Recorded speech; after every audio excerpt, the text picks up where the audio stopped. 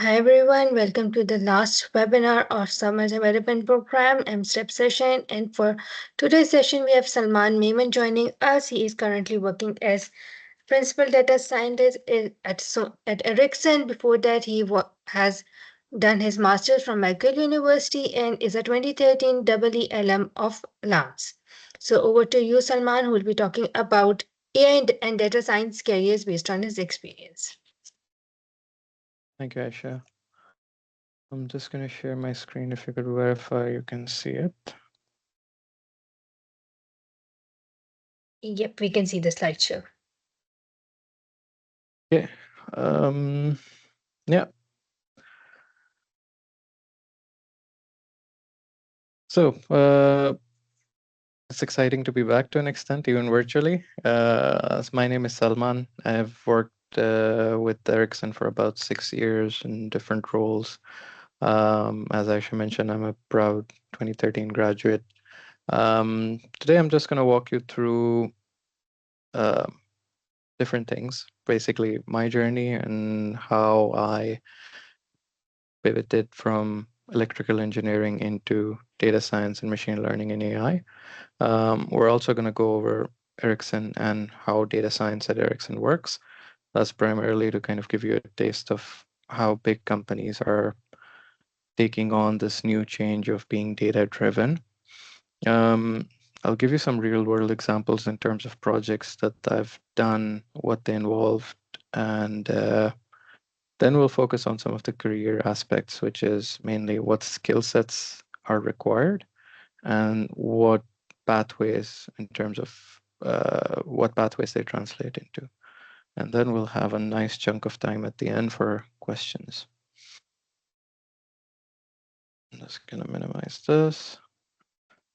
Um, so yeah, as I mentioned, I'm electrical engineering graduate from SSE from 2013. Our batch was the second to come out after SSE was founded. I think the 2012 batch was the first. Um, I had an amazing time, learned a lot. Uh, Immediately after that, I pretty much got a job at Telenor. Worked there for 3 years, pretty much close to 3 years, a few months short. Um, and at the end of my stint there, I basically kind of understood and felt that machine learning and AI is the way that telecom networks will be shaped into. Um, and that kind of drove me into McGill, where I did my master's in thesis-based master's, where my focus was applied machine learning and AI in networks. Um, and then I got a job at Ericsson in 2019, and I've been there since. Seems nice, but there were things in the middle as well. Um, I do mention my internships here because I know and I felt that they are pivotal in making the right choices in terms of your career and what you want. So I also had an internship in 2012, just before graduating at Telenor. I worked at Wared and after I graduated for 3 months, and that led the way for my first position with Telenor in RF optimization and planning. Um, a little bit about my job there was that we basically we had the mandate of looking after networks in Pakistan. So that means that we were responsible for ensuring that the quality of the network is up to par and that our customers are happy. Um, a lot of the work involved here was basically data analysis, and the scope was quite ad hoc in the sense that we had limited tools. We were primarily using Excel and Access for any analysis we did. But I could readily see that human data driven analytics is only going to get us so far, and these future networks um, will be primarily automated and data driven. So I kind of pivoted into machine learning and AI with my master's degree, and also the choice to move to Canada in 2019. Um, After I graduated, I had an internship opportunity at the insurance company called Intact. I worked there for approximately 6 months. Very, very rewarding experience. And that led the way to my current position in Ericsson, where I started as a junior data scientist and now I'm currently a principal data scientist. A little bit about Ericsson.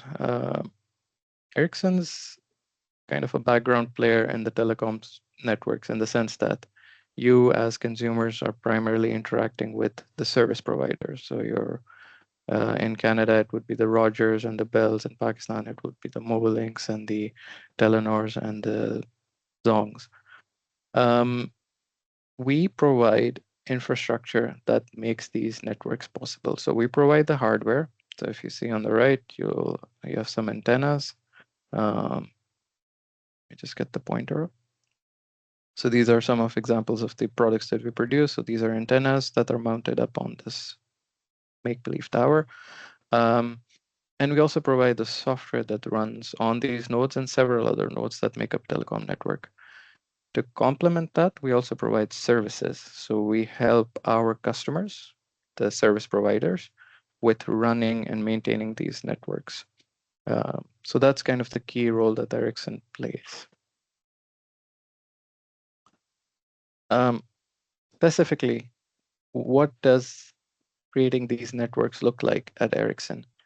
So Ericsson does primarily three things. We do development of hardware and software for all the entities that make up a network. I'll go over this diagram in more detail. Uh, and then, obviously, given the complexity and just the geography of how large these networks are, we support our customers in managing these networks. Um, I'm also very happy with the fact that Ericsson is heavily focused on research. So almost 33% of our 100,000 employees are involved in a research-related role through an organization called Ericsson Research.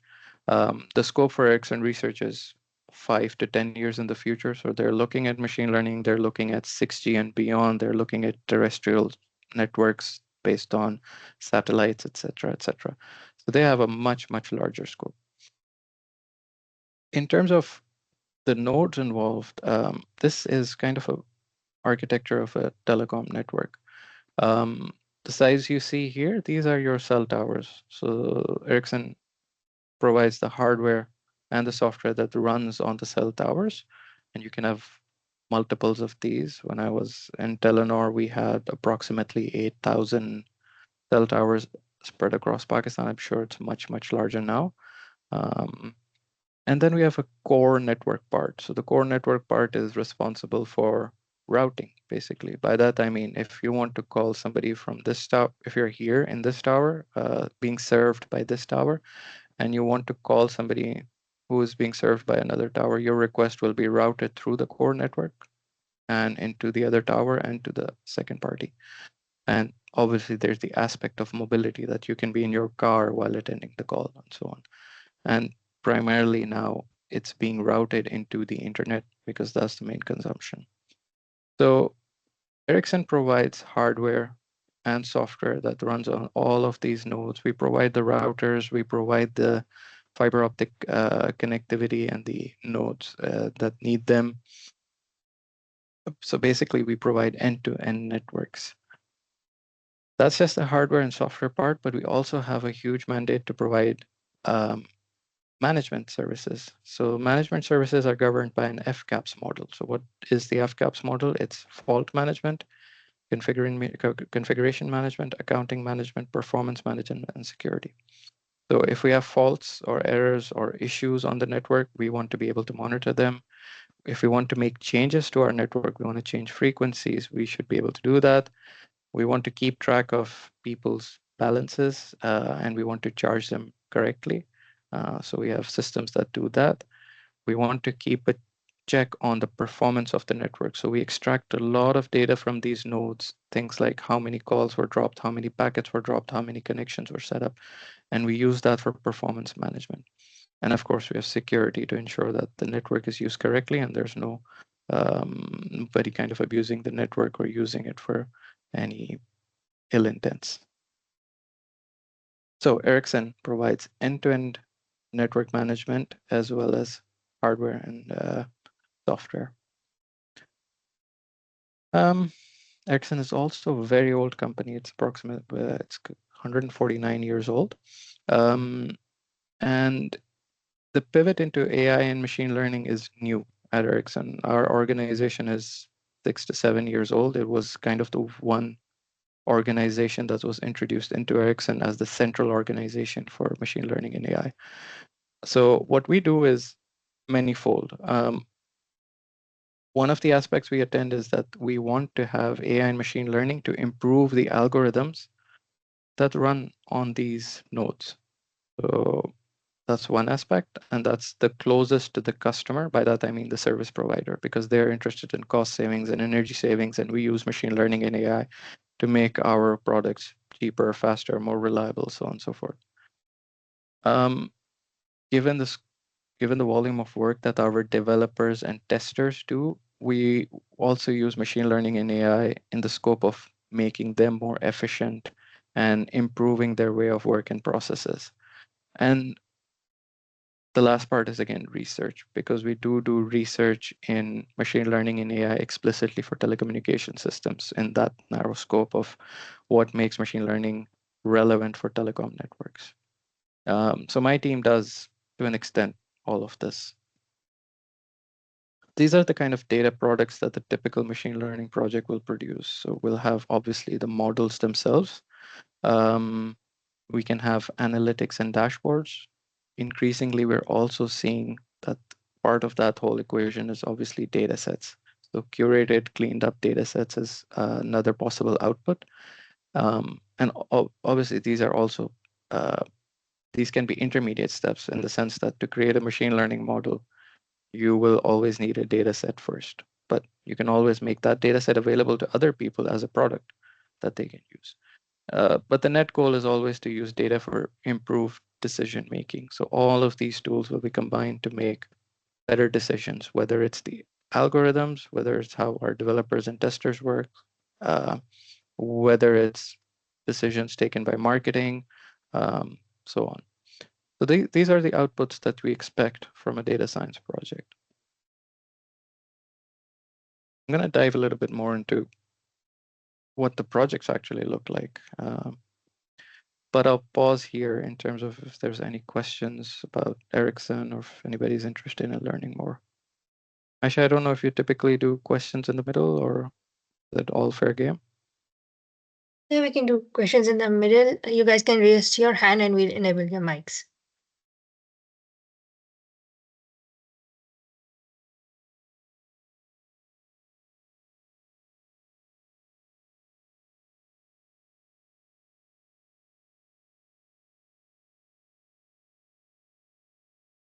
I guess nobody has a question. In case they'll have any question in the meantime, they can write it in the chat box. Sounds good. Okay, so that's Ericsson. We do telecom, we provide networks, we manage networks. Uh, it is core infrastructure at this point because we had 3 or 4 years ago, we had an outage with our main provider in Canada, Rogers. And for 3 days, life was at a standstill to an extent. We didn't have 911 services. Several payment points of purchase were not working. So at this point, telecommunications is critical infrastructure. It's required to keep our daily lives going. And our projects kind of focus on improving that, but also making them more reliable. Um, my journey through that has followed the kind of the flow of the technology as it's developed. So 2019 to 2021, I primarily worked on proof of concepts. We were developing lots of machine learning models, data pipelines, primarily focused on time series. Going back here, performance management is a key part of this, and performance management is typically um, a time series data set. By that, I mean how many requests did I have in the last 15 minutes being iterated over throughout the day. And that gives me a nice graph over time in terms of how much data this node was producing, serving, how many calls were dropped, et cetera, et cetera. So time series is kind of the main data source that is being used by customers. So we primarily work with time series data, ensuring doing analysis and doing predictions. We also do a lot of we also did a lot of anomaly detection on time series data. That was a heavy focus for us. Focusing more on the internal projects, we also use a lot of natural language processing, NLP, and created some recommendation systems. I'll go into what these look like. Um, for the last few years, the heavy focus has been on getting any work that we did here integrated and available in production systems. So deployment and integration of our models was kind of the focus. We also came into the issue of lifecycle management. By that, I mean this model was based on some data at a certain point in time. How does it? How does the lifecycle management for that look like? By that, I mean, how do we handle changes in the data? How do we choose when to retrain the model? How do we handle new feature requests, so on and so forth? It was also my first foray into analytics at scale, so working with big data. A typo here. This should be 2024 to 2025 plus. But basically, for the last year plus, it's been all about large language models and generative AI, and more recently about agentic AI. So I'm very lucky in the sense that my organization tends to keep up with the trends, and we kind of follow and go through the newest technologies and how to use them. Yeah, projects. Um, Again, I mentioned time series. So we work extensively with time series. One of the core tasks we do is prediction. We create machine learning models that take the historical trend of a particular thing. Let's just say this is a customer network's traffic year on year, and we want to be able to do predictions. There are nuances here. There's trend. By that, I mean we know that the trend in general will be increasing or is increasing in this case.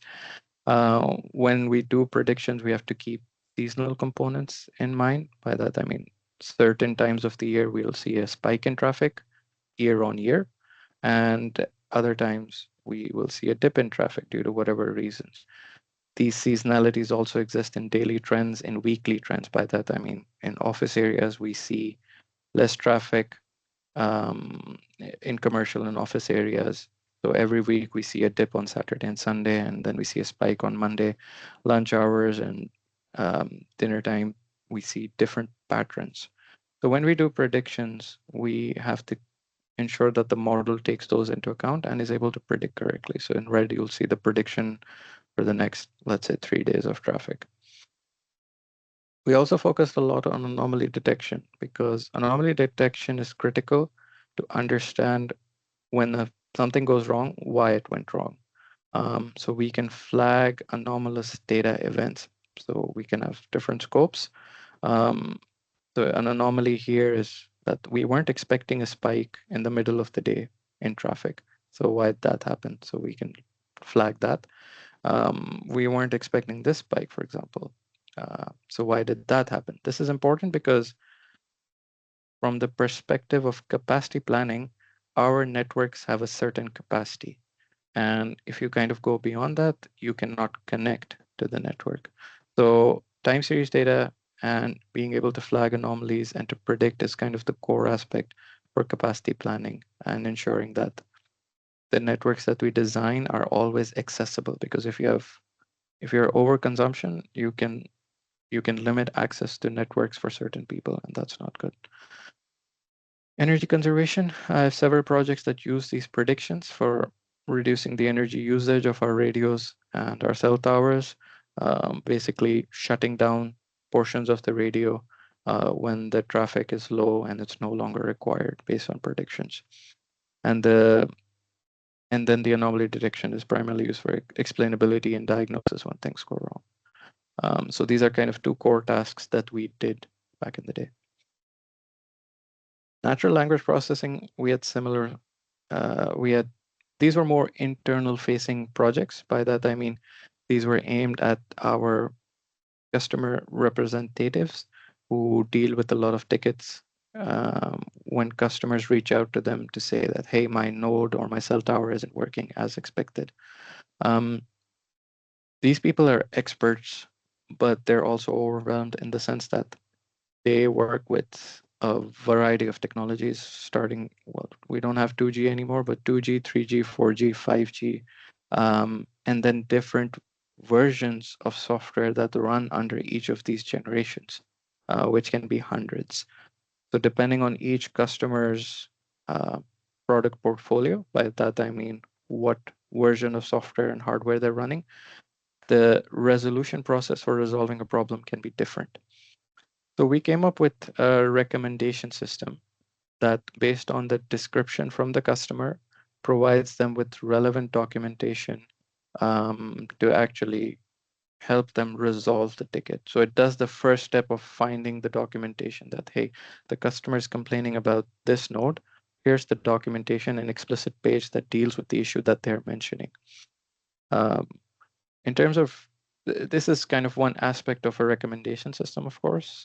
So based on external data, we can recommend new data to the person. Uh, Recommendation systems are a much broader category than that, in the sense that similar users can be grouped and predict, and you can recommend things that, based on the history of user A, they've accessed X and Y and Z documents, and user B shows similar patterns, they'll probably find those same documents interesting. So these are recommendation systems, and they use natural language processing and models, statistical models, understanding of language to actually make these recommendations. Um, Once we'd done these proof of concepts and we'd done a lot of these, we came into the issue of how data is handled and how our development cycle looks like for machine learning. Um, we always start with the data collection, curation, transformation, making the data, shaping it into the way that is right for the model, and validation, of course. Then we get into the exploration phase. So once we have the data available, we kind of explore and see what are statistical patterns, what needs to be added, what needs to be engineered in terms of features. So by features, I mean that if you have time series data, what was the peak, what was the min, what was the max across a given time range. And then we train our models, we test our models. Based on user feedback, we can go back and plan and improve this. So it's a continuous cycle. Software works similar to an extent. We start with a plan in terms of what is the requirement for a user. We do a proof of concept, or actually production level code for that. We build it, we test it, we release it to the customer where we will potentially deploy it or they will deploy it. Over time, they will operate it. So it can be a service like a database or a user interface, and they will use it and they'll monitor it and they can come back with feedback. And then we go through the cycle again and again. So machine learning operations, MLOps, which basically deals with lifecycle management, is the process of combining these two into this monster, um, where we take our more ad hoc, more exploratory machine learning approach to things and make it software level and data driven in that sense. So this is the process. So this is what we focused on heavily, that how do the proof of concepts that we produce in very exploratory kind of phases, not production level phases, how do we make them into this and adapt the cycle so that these two work together? So basically we formulate our plans, we go through the data process, we train our models, we build and code and deploy our models and test them to the level of software engineering, release, deploy, operate, monitor, come back with feedback, and repeat these cycles over and over again. So this is MLOps, and there's a lot of frameworks that allow for retraining of models, that allow for monitoring of models and model performance. And that was a heavy focus for me over the last 2, 3 years. So this is more of the engineering aspect of machine learning AI. I'll briefly touch on data analytics and big data because again, we collect a lot of customer data uh, to the story of petabytes at this point. Our daily intake is about 2 to 3 terabytes. And we have certain projects that use this volume of data. So obviously, you're not going to do data wrangling on your laptop for this volume of data. Um, so we have frameworks that allow us to work with petabytes of data using a distributed architecture. So this is where distributed computing and data processing comes into play, where we take our massive data set and our query or our transform uh, basically the operations that we need to do, and we spread them across, well, in this case, a few, but typically our nodes, our clusters have thousands of workers. So these are smaller compute units that the task is spread out to and is collected back from. So we dealt with create. Our main mandate with these projects is that we have terabytes of data, uh, and we want to take actionable insights from them. How do we do that? Because we do not have the capacity to deal with this data. So we go through the process of taking all this data, filtering it out, finding relevant parts, and making a framework that makes the data available to users so that they can create dashboards without having to deal with all the headache of wrangling this large volume of data. That was a big data was a big thing back in a few years back, and it still is, just not in the same aspects as back then. Last few years, it's all been LLMs. So we have pivoted into using LLMs for different tasks, primarily to replace menial things that our developers and testers were doing. By that, I mean resolving tickets. So a lot of the tickets we use just require tickets here means anything that is raised to identify a fault. So it can be a fault with our development environment. Hey, my GitHub isn't working. Why isn't working? So I'll raise a ticket. I'll get a response back.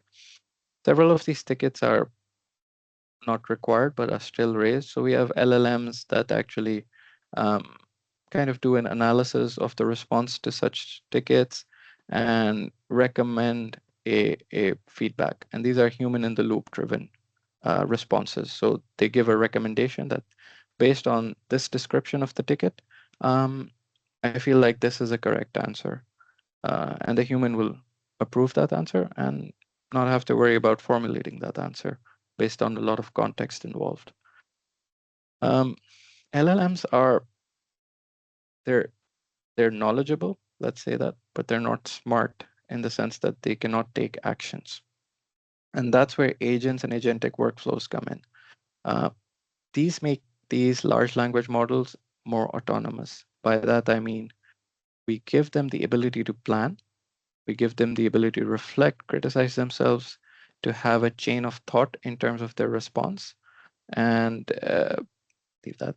And we have them have memory in terms of what was happening before we got this interaction with the user.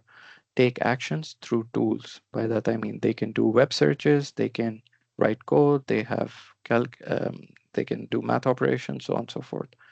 So depending on the task, we have agents now that can plan a process and take action on that process. And that's been kind of a key project that I've been working on in terms of analytics and how to basically use agents for that. I'm going to pause here if anybody has questions on the projects and before we get into the, because I'm running a bit late. So I don't know if anybody has questions, otherwise we can continue. Yes, you can raise your hands to ask the question, or you can write them in the chat box.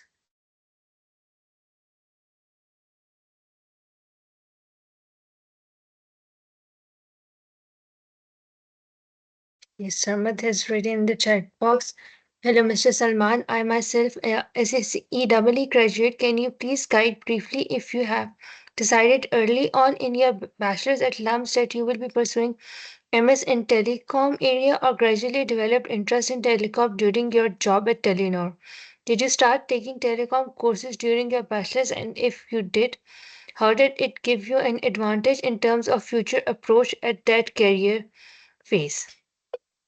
Very good question, and I'll kind of touch on that at the very end once we're kind of done with this particular um, section of the presentation. But that's something I'll touch on definitely. I know that's interesting for a lot of people.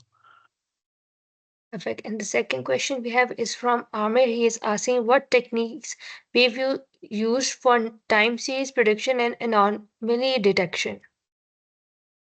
Lots actually. So are we use a lot of state-of-the-art models. Right now, it's all transformer based. If you're familiar with them, these are transformers or kind of the architecture that works for large language models, but it also works for time series. Um, in industry, though, a lot of the focus is on simple models that get the work done without adding complexity. By that, I mean neural networks are awesome, but they have a lot of overhead. They require GPUs often to train. We use a lot of simple models that are tree based, if you're familiar with them. So, random forests, gradient boosted trees, these models give us the same level of accuracy as more complex models while being easier to train, easier to retrain, easier to interpret. So we use a lot of different models. For time series, we've used gradient boosted trees. We've used techniques like LSTMs. Recently, it's been transformers as well because they capture seasonal patterns much better than the other approaches I described. For anomaly detection, there's a whole library called PyOD, outlier detection, that you can delve into. And that has a very good list of different algorithms you can use to do anomaly detection on time series, but there's a bunch of different approaches that you can use. Thank you, Salman. Now we have another question from Ryan. He's asking for processing the massive amount of data. Can you explain what you meant by dividing it into smaller units and computing them separately? Yeah. So if I give you a terabyte of data, you can't really hold it in your, let's say, 16 gigs of RAM to do a operation. By that I mean, let's say I give you 10 million rows, and 10 million rows, I need to find the maximum value in that 10 million rows. Obviously, you cannot go through the entire list because your memory isn't enough. So what you do is you give a section of that 10 million rows to each node. You find the maximum value for that subset of data, and then you send all the maxes back to the master node. Uh, and the master node then decides that the max from this node was this. What is the max among those max? So that's the data wrangling, a very coarse example, but that's the kind of process of chunking the data to do processing on it. In this case, the processing was to find the max, but it can be other things you want to do. You can do, for example, anomaly detection on these nodes and compile the results back. So when your data is too large to hold in a single machine, what you do is you have multiple machines and you spread that data into chunks and do analytics here and then compile those analytics back at the master node. This arrow should have been two-way, but that's essentially what we do in big data. And there's frameworks that enable us to do this. And these require specific hardwares and clusters in data centers that you have to be able to work with. Yeah, I think I'm going to move on and we'll leave the question and answer at the very end. Skill sets. This is kind of the main diagram we use for understanding what a unicorn is. Um, so a unicorn is a person who has all three of these expertise. They have a good grasp of math and stats. They are able to code and develop computer science. They're able to develop systems, uh, and they have the subject matter expertise. This means they have a knowledge of the domain. So in my sense, the domain is telecommunications. For some of you in the future, it could be banking. For some of you in the future, it could be other things. For some of you, it might even be machine learning as the expertise. Um, so a unicorn is a person who has all of these, but you'll see overlaps. So if somebody is very familiar with computer science and they have a good grasp of math and stats, they can get into machine learning. And that's what machine learning basically is. It's kind of dividing this. But it's not software engineering, because software engineering is to an extent subject matter expertise, but a heavy focus on computer science. And we have people who do research by combining all these. So if there's a key takeaway here, these are the three aspects that need to be available for you to be a successful data scientist. The important takeaway is that any two of these will also typically work. Any one of these, you'll find millions of people who have that skill set. So you need to push yourself and kind of cover multiples of these. So in terms of skill sets, I've kind of given an overview of what each of these cover. So machine learning, that small overlap that you see here, that covers that has basics in statistics and maths. So you need to know a lot of understanding of data and representations of data, the min, mean, max, so on and so forth, everything. Um, and machine learning covers a lot of different algorithms. So the traditional algorithms, as I call them now, um, the ones I mentioned in my earlier projects, there's a focus on applied machine learning algorithms. Neural networks are always going to be in there, and recently LLMs and generative AI. Um, Software development and engineering in the context of AI and machine learning is developing systems that use these models um, and integrating them. So again, this is beyond just coding for a proof of concept for a toy problem. This is creating systems that use models and do decision making. So that involves deploying and packaging these machine learning systems, integrating them into existing solution. By that I mean you already have a product and you want to bring in enhanced reasoning capabilities through machine learning. Um, so the software engineer will be responsible for doing that. And the skill set required would be, of course, computer science, but also an understanding of the system that we'll be integrating into. So, for example, if we have a banking system, the software developer in charge of integrating the solution has to have a very good understanding of the banking system itself.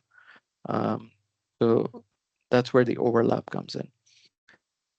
And occasionally in a data engineering role, we have data processing at scale. This is now become more commonplace, but there's obviously overlaps among all these.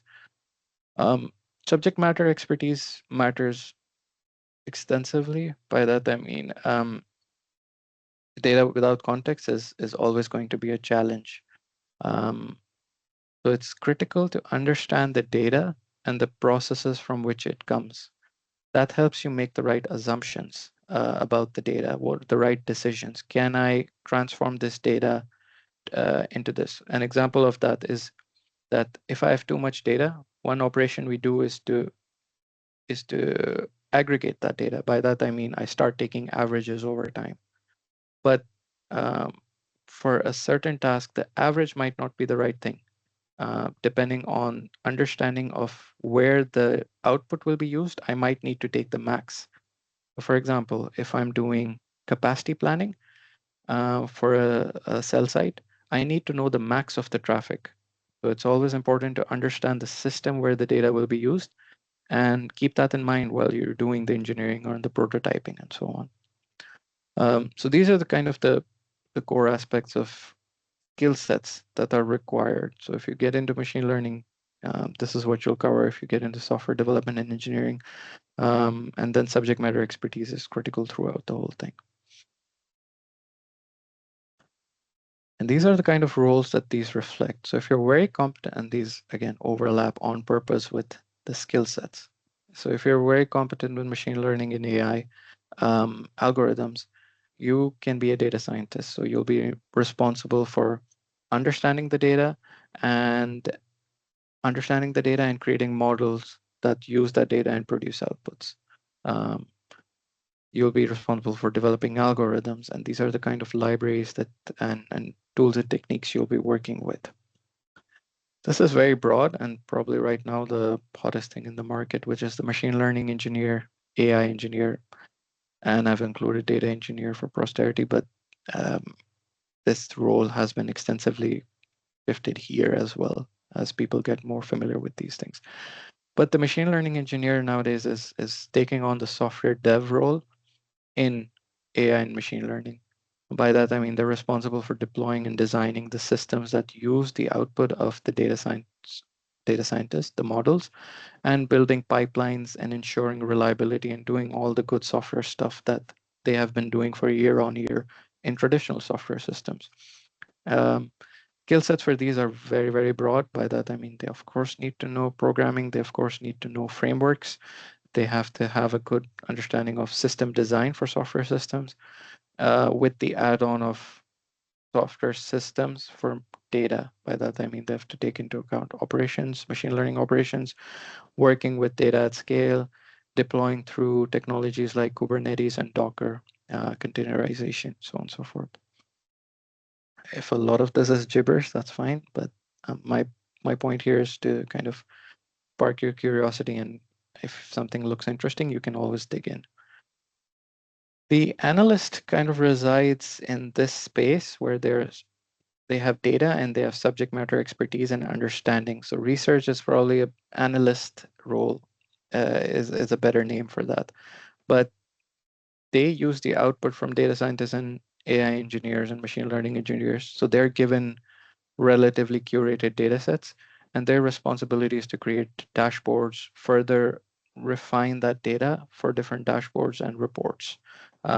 That's kind of the scope that they typically have for business intelligence sort of tasks. And these are the kind of technologies they use. They extensively work with databases, so you see SQL as well as NoSQL databases and interacting with them, writing queries to extract data. I don't know why Excel is there, but it still is being used, and it probably always will be used in corporate environments. Specifically, Tableau and Power BI are their go-tos, and statistical knowledge and understanding of data wrangling. So depending on the skill set, data science, you need to have a good understanding of computer science as well as machine learning and AI and statistics. Machine learning and AI engineer, you need to have a good understanding of model development, but also how to deploy those models in software engineering. Data analyst, you need a good understanding of the subject matter and understanding how stats work and how to extract data and use that data and visualize that data. Visualization is often ignored to an extent, but being able to tell a story from data is such a critical skill set. So even though I've segregated them, there's heavy overlaps here. And in my work at Ericsson, I've done all of these to an extent. I've done analytics. I've done data storytelling. I've had a lot of fun doing deployments, and I'm still learning a lot here. And I've done the data science gig as well to an extent, and I still do. Any questions here? Actually, we're near the end, so I'll skip the questions. We'll wrap up, and then that's free for all. Key takeaways. Uh, People will typically, it's relatively easy. Well, not easy, but it is. The market for individuals here is relatively large. So to kind of redefine yourself and make yourself valuable, you have to cover more than one thing. By that, I mean, if you're a computer science major, get a bit more into math and stats if you want to learn machine learning. Um, might learn machine learning well. That's the critical thing. So try to do two or more skill sets, and that'll get you to closer to the unicorn. Because when we're hiring, we're looking for multiple skill sets now. We're not looking for, we need just one person to be an expert in data science in creating a certain type of model. No, we need people that are able to do not end to end, but if they do end to end, that's amazing. Deployment of machine learning system. Um, Coursework is obviously a very good way to do that. So use your degree and the resources that you have at LUMS to kind of get into data science and AI and develop that core knowledge that is needed. But uh, this is an applied industry. By that I mean we don't we it is essential to have the courses and have a good understanding, but you need to complement that with showing that you can apply these on real world problems and showcase them. So have a GitHub page, work on toy problems, bring it into your daily life. So um, if you're doing a large purchase decision, you can do a lot of analytics on publicly available data sets and so on and so forth. Um, Subject matter expertise is critical. So for me, in my aspect, my experiences at Telenor and my electrical engineering degree, and um, they came they are super valuable in terms of my work at Ericsson, because what it allows me to do is interact with the core experts. By that, I mean the people who actually develop the software and are hardcore wireless engineering nuts, and the data people, which is my team, where they're primarily computer scientists who work with data. And I kind of merge the gap between them. So subject matter expertise and an understanding of the domain you're working in is very, very critical. Quick note on generative AI is to understand that it is still a tool. It can make your life much easier, but it's not the ground truth, and don't treat it as such. Um, if increasingly we've seen in interviews and while hiring that people are so heavily reliant on these large language models for their coding that they've actually forgotten how to solve a lot of problems. So when we do, for example, very trivial coding exercises, they struggle because they've kind of got out of the loop of it. So it is a very capable tool, but it's still a tool, and you need to keep your skills fresh until we understand how to integrate AI and machine learning into our daily life at work. By that, I mean, for example, Apple is working on coding tests that actually allow the use of generative AI um, in their interview process, because it's becoming a kind of go-to now. But until we get there, we'll still ask you lead code questions, and we'll still see if you understand data structures and algorithms. So keep those skills fresh and use Gen AI responsibly. That's it. I'm done. I know there might be questions, so I'll keep it open now.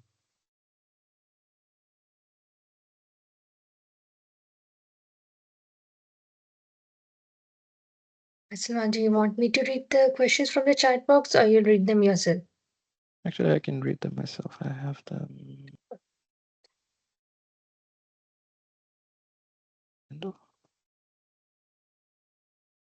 Okay, what did we cover? All right, I'll start with Sarmad's question here. Uh, so the question was if I decided early on in my bachelor's that I would be pursuing an MS in telecom area or gradually developing interest in telecom during my job. Did you start taking telecom courses? And if you did, how did it give you an advantage? Mm, okay, I'm gonna answer this in sections. Did I start taking courses in my bachelor's? Yes. My focus was on embedded systems and telecommunication. So I did courses from both. Um, was I interested in telecom at that point? No.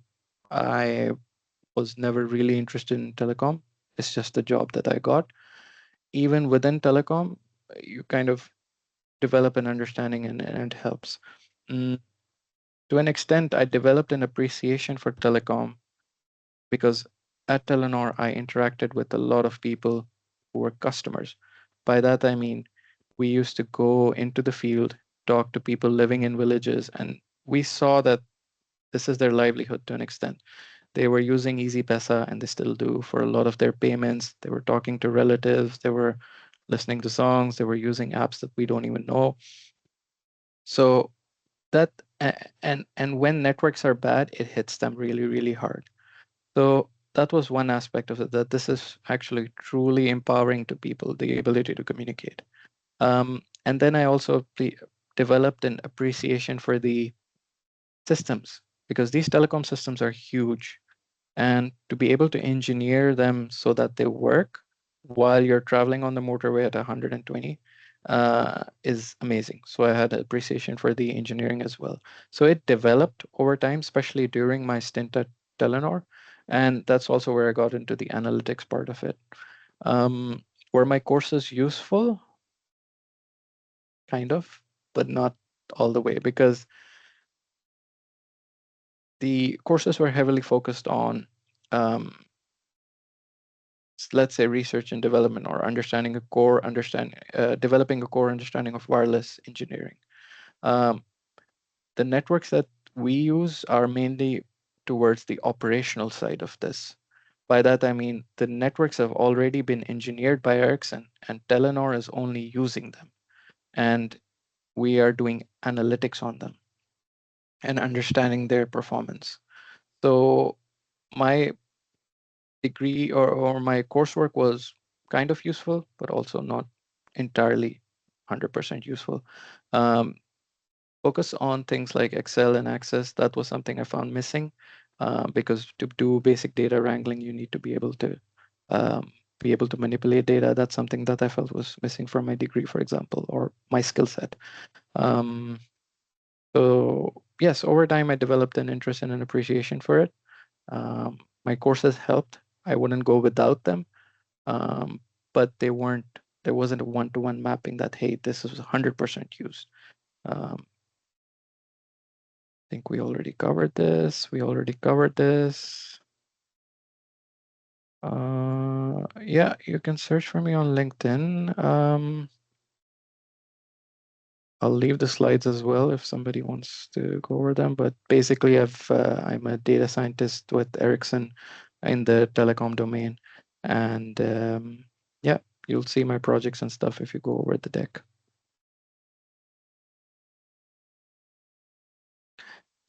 What specific area is Ericsson implementing AI and machine learning? Very good question. And the nuanced answer is that everywhere but selectively. This is a telecom network.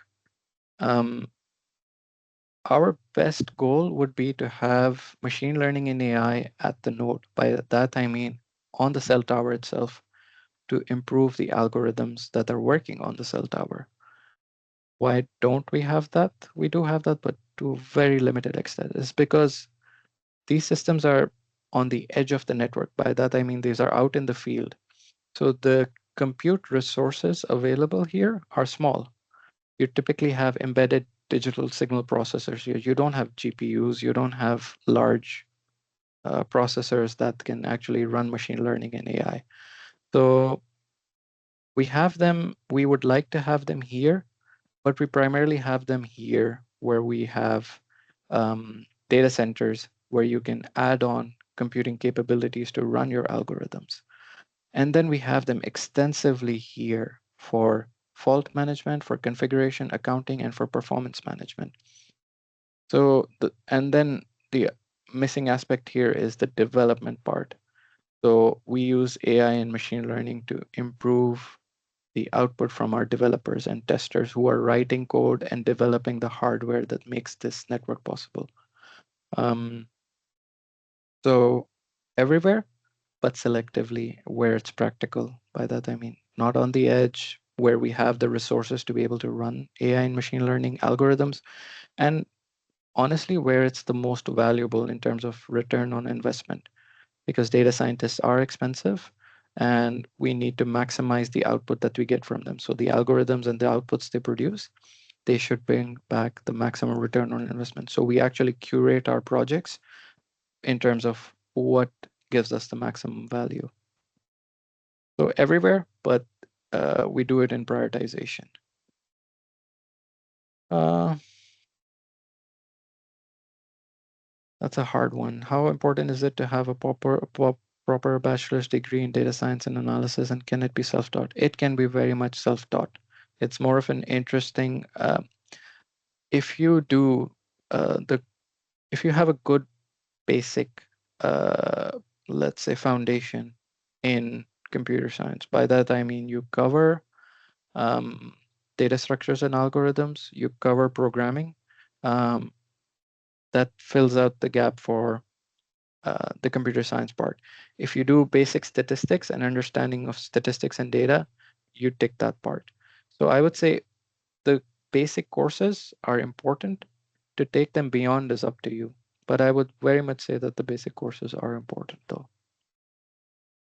Should it be a explicitly data science and analysis degree? Uh, Maybe, but it depends on your interest. Again, I've said many times that the domain is key. So you need to complement this with something if that's your net intention. So if you're doing accounts, always add on, for example, data science and analytics, because it's just a good skill to have and you will use it for sure. If you're doing electrical engineering, take a course and understand how it can be applied, how data science and machine learning can be used, and have that curiosity to understand how it might work. So overlaps, it's always a synergy at this point. Where we've gone from the place of we have one expert doing one thing to people doing multiple things. So you need to have multiple skill sets. Uh, yeah, doing a double E major and a CS minor, which is good. Kindly guide me in everything I can do to prepare myself for a data analysis job. What learning tools should I use, and how to prepare for interviews? Um, when I said use Gen AI responsibly, this is a good place to ask Gen AI what to do. It can give you a very good overview of what tools are in the market and being used. So type up your query on um, Gemini or OpenAI's ChatGPT or whatever your favorite generative AI tool is, and ask them basically if they can give you a very detailed output of what tools are interesting. uh, the way that Gen AI is, it's amazing. You can come up with large research plans. I was recently preparing for an interview and I wanted to do a refresher on my um, systems design. And Google's Gemini gave me like a 6-page overview that I could read in 2 hours and kind of refresh everything. So I would suggest do your research. Um, my answer is because I haven't done analysis as a data analyst in a job. I've only done data analysis for my job, not as my job. Um, we use different stacks for this. We use Elasticsearch. Statistics is important here. I would say focus on the core things first, which is develop a good understanding of statistics, of data, of visualizing data. That's critical. A lot of the learning that you eventually do should be and will be on the job. So as long as you have a good understanding of the basics, which is computer science, which is engineering principles, which is data and statistics, and you complement that with showing an interest by doing projects. So you apply your knowledge. That combination should get you through an interview, ideally. What you need to learn beyond that should be on the job, and it will be to an extent while you're trying to implement things. You'll actually figure out a lot of things that will be used in the job. But my feedback would be that always go for the core and building your foundation and ensuring that your first principles are sound. Uh, Yes. So you mentioned that Ericsson would ideally like to have AI and ML on the base stations out in the field. Has there been any real work been done related to this? Yes. There's a lot of core research. Again, Ericsson has a heavy focus on research. We're doing embedded AI, which is I had a project where we put a neural network on a 8-bit microcontroller, and we were able to do basic MNIST data sets, doing number recognition from computer vision tasks. So if you write out a one, it says it's a one on a microcontroller. So there is a lot of research going on there. Part of it is to actually make more compute available on the base station, and the other part is to make the algorithm simpler. So there's a lot of research going on, and we're working on approaches that do this. But it's still a ways in the future. Um, a big reason for that is these are legacy old school networks that have been around for many years. And the architectures have to iteratively support this new kind of paradigm of being data driven. So these aren't made for um, these networks aren't made to be data driven on the base station side to a large extent. So it does take time, that kind of process. Did I miss anything?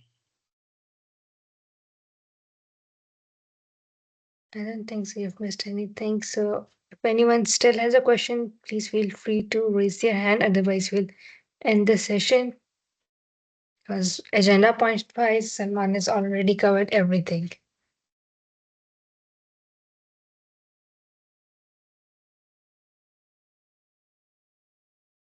Yes, that's about it. Thank you, Salman, for taking out the time to guide all these students and give them such beautiful insights on the data science and AI and how AI is a playing role in data science. I'm sure they would have learned a lot. And in case any student has question after the session, I can jot them down for you and share them if you're open to answering them later on as well. Yeah, no, I'm happy to help, and yeah, reach out to me on LinkedIn if you have more questions as well. Um, yeah, thank you. Bye bye. Thank you. Have a good day. Bye bye. Bye. Bye. Bye, everyone.